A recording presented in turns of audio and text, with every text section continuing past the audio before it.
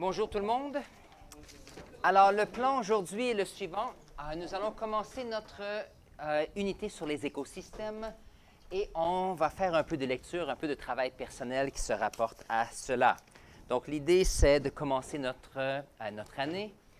Gardez en tête que mon but, c'est... Alors, j'ai un petit micro ici. Mon but, c'est de voir si je peux faire un résumé des points importants qu'on voit en classe et en faire une vidéo et le mettre en ligne. Alors, dans notre environnement, il y a plusieurs choses importantes. Il y a des organismes. Est-ce qu'on est des organismes?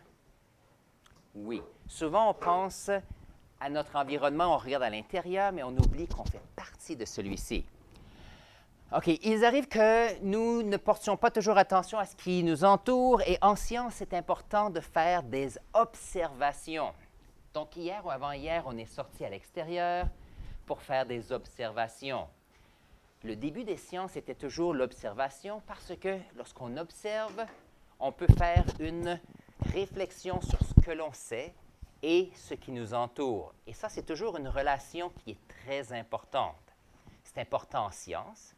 C'est aussi important dans les relations entre deux personnes. On est avec un ami ou une amie, c'est important d'observer. Est-ce que cette personne a l'air heureuse ou non? Est-ce qu'elle a besoin de quelque chose, une boîte de jus pour le lunch? Je ne sais pas, est-ce qu'elle a besoin d'aide en mathématiques?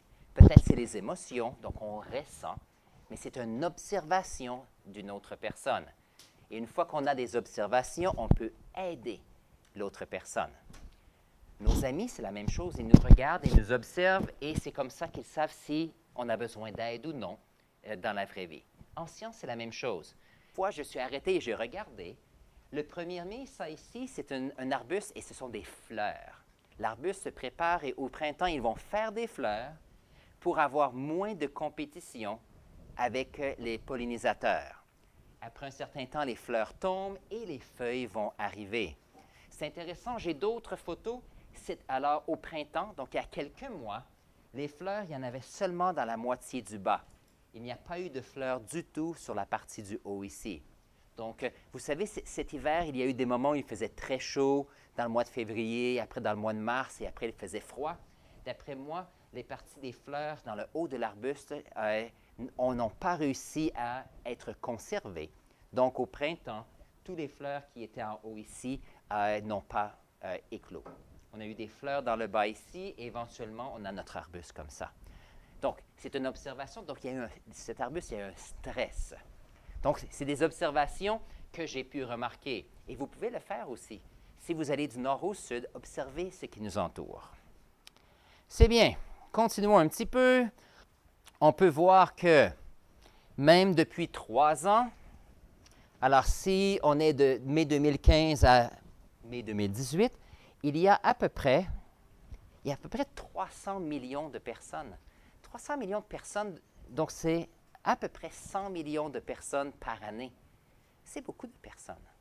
Donc, l'idée, c'est est-ce que ces organismes qui sont les humains affectent notre environnement?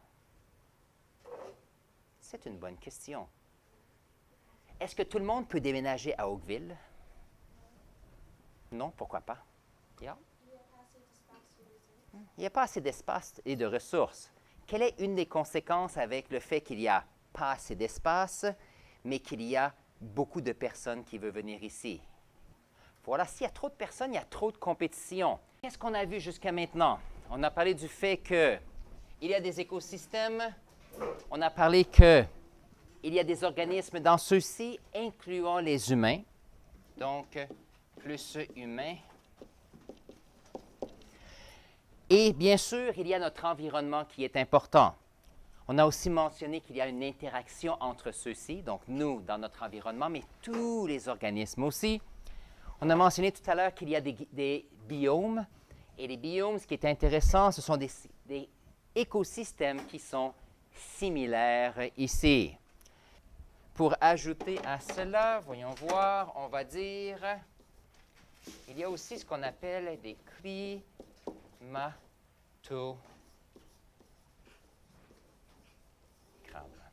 Un climatogramme ressemble à cela.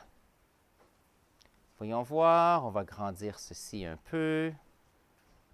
OK. Et j'ai la source ici.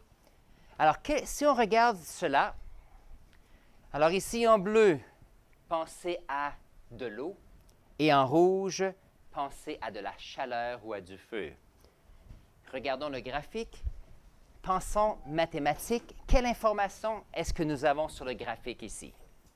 Donc, on a ici une étiquette qui nous dit que voici les précipitations de 0 jusqu'à 130 mm. Donc, millimètres, centimètres, décimètres. Donc, il y a à peu près 13 cm d'eau au fur et à mesure que l'année avance. Et on montre la température qui va de, ici, moins 12 jusqu'à à peu près 18. Et ça, quel type de température que c'est? C'est les températures moyennes. Ce sont les mois. Donc ça ici, c'est le mois de juillet, comme cela. On dit ici que 18 degrés, c'est la température moyenne du mois de juillet. Alors, que nous dit cette ligne rouge? Yep. Est-ce que l'augmentation et la diminution de la température durant l'année? Est-ce que nous savons que la température change durant l'année? Bien sûr. Est-ce que c'est normal que la température soit plus haute en juin et juillet que dans le mois de janvier, février et décembre? Donc, c'est bien. Donc, on a des étiquettes ici. On a des intervalles qui nous donnent l'information. Qu'est-ce qu'on peut me dire sur les précipitations durant l'année? Est-ce qu'il y a plus de précipitations certains mois ou c'est assez stable durant l'année? Yep. Peut-être que dans les mois qui sont plus chauds et humides, il y a plus de précipitations. Alors, peut-être un petit peu plus de précipitations ici, mais en général, est-ce que ça semble assez stable? C'est bien. L'autre chose est-ce qu'il y a toujours de la pluie durant l'année?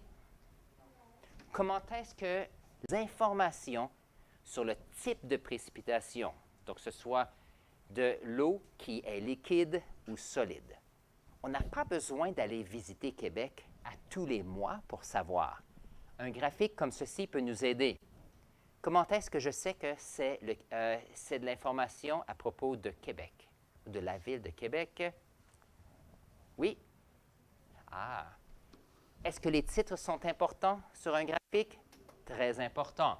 Un écosystème, oui, a des organismes et tout ce qui est organisme vivant, on dit qu'ils font partie de composantes biotiques ou abiotiques. S'il y a des organismes vivants, est-ce que c'est biotique ou abiotique? Biotique.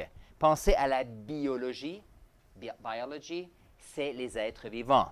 Donc, il y a deux grandes composantes à considérer. On a les composantes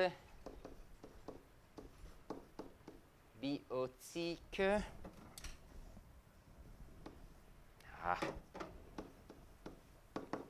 Comme ceci. On a parlé des humains souvent. Est-ce qu'il y a d'autres personnes qui ont des exemples de composantes biotiques? Oui. On a les plantes. Pour ceux qui aiment le livre, parce que quelquefois, alors on est à la page 9. Il y a les humains, les plantes, autres. Oui. Les vaches, bien sûr. Très bien. Autre chose? Est-ce qu'il y a seulement des plantes, des vaches et des humains sur la planète? Oui. Il y a bien sûr les bactéries. Il y a aussi des insectes qui font partie de notre composante biotique ici. Ça va jusqu'à maintenant? Très bien. Maintenant, il y a aussi, s'il y a des composantes qu'on appelle biotiques, il y a des composantes qui sont abiotiques.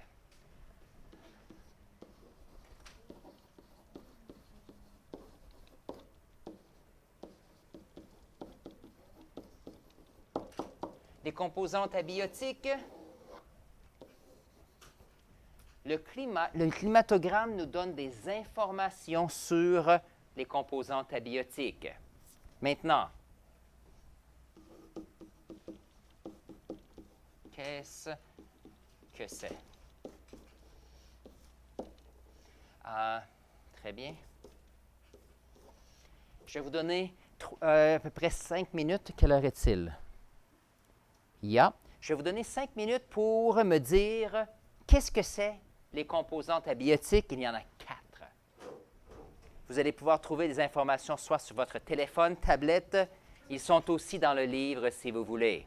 Le maintien de la composante biotique. Est-ce qu'on peut catégoriser ces composantes abiotiques?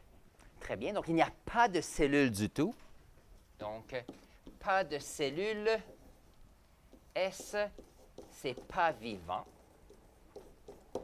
Très vrai. Alors ici, je vais parler d'hydrosphère. Le mot ici. Ah, merci. Hydrosphère. Alors, l'hydrosphère, qu'est-ce que c'est? Hydro, est-ce que ça fait penser à l'eau? Bien sûr, sphère, donc c'est l'ensemble de tout ce qui se passe avec l'eau. Et ça, bien sûr, ça inclut le cycle de l'eau. On va appeler ça l'atmosphère. Donc, il y a l'oxygène, CO2, il y a aussi le vent. L'atmosphère, c'est tout ce qui est gazeux dans lequel des molécules transportent l'oxygène et le CO2. Pourquoi est-ce que j'ai fait un lien entre l'hydrosphère et l'atmosphère? Oui. Il y a des nuages, il y a des précipitations. La lithosphère. La lithosphère, c'est tout ce qui est le sol et les nutriments. Vous êtes d'accord qu'on a besoin du sol pour faire pousser des plantes? On a besoin du sol pour avoir nos maisons et nos habitats. Même principe. Est-ce que l'eau peut affecter le sol et notre environnement? Il peut y avoir de l'érosion, n'est-ce pas? Est-ce que l'atmosphère peut changer un peu les sols aussi et affecter les sols? Il y a de l'érosion aussi. Il y a, vous savez, des tempêtes de sable. Vous savez, lorsqu'il y a des tempêtes de sable dans certains endroits, lorsqu'on parle de composantes biotiques, donc on a ça qui était ici tantôt, là. Et si on veut les mettre ici, on peut en faire une autre sphère. Et cette sphère, j'aime bien l'appeler, j'aime bien la mettre ici. Et cette sphère, j'aime bien l'appeler la biosphère. La biosphère, qu'est-ce que c'est? C'est l'ensemble des composantes biotiques, donc tout ce qui est biologique à l'intérieur de notre environnement. Alors ça, c'est comme un grand diagramme de Venn qui contient plein d'informations. Il y a plein de vocabulaire et ça nous permet de comprendre ce qu'il y a dans les écosystèmes. Autour de tout ceci, qui est fantastique, il y a la source d'énergie la plus importante pour notre planète, source d'énergie qui fait le cycle de l'eau, qui fait les vents, réchauffe l'atmosphère, qui vont réchauffer les sols pour s'assurer qu'on puisse faire pousser des plantes pour supporter la vie. Quelle est cette grande source d'énergie? Est-ce que quelqu'un n'a pas parlé encore et qui aimerait le dire? Le soleil. Voilà. Il y a de l'énergie et de la chaleur. Ça, ce sont les deux questions que vous pouvez discuter maintenant. Et c'est un peu les deux questions que je vais utiliser pour commencer la classe lundi. Si vous faites un peu de recherche, vous devriez savoir qu'est-ce que c'est et on va en discuter. Quelles sont les différences entre les écosystèmes aquatiques et terrestres? Et qu'est-ce que la photosynthèse?